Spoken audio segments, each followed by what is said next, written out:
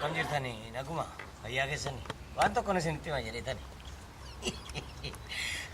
Wanni suni intala tokkotu chaayinaanii fuudhe. Haati intala kana hin kenniteefi sana booda cidha godhatanii fuudhanii waggaa 3 booda mucaan dhalateefi mucaan kun akka hooni argitee guddoo jaallatti. Gaafa duraa jarri wal fuudhan kaanii gammachuutti hin qabdu ture. Amma mucaan dhalatee waggaa 4 akkas guutee jennaan mucaan kun du'a.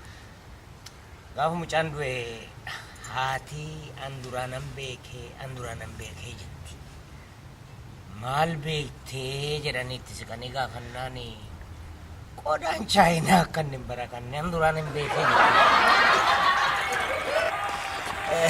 Lammataa tokko dhagama mee tokko na kenna.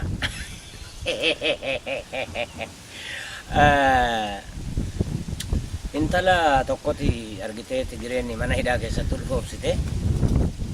Intalli kun mana hidhaatii gadi baanaan ulfa kanaa ofirraa baasuun qabaa jetteen dokteera bira dhattee mari'atte.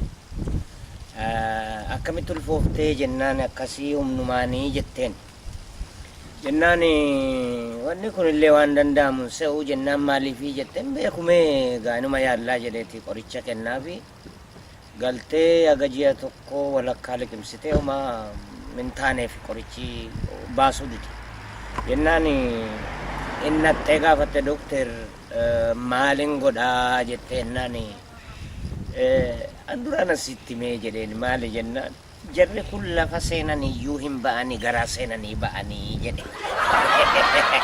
Galatama.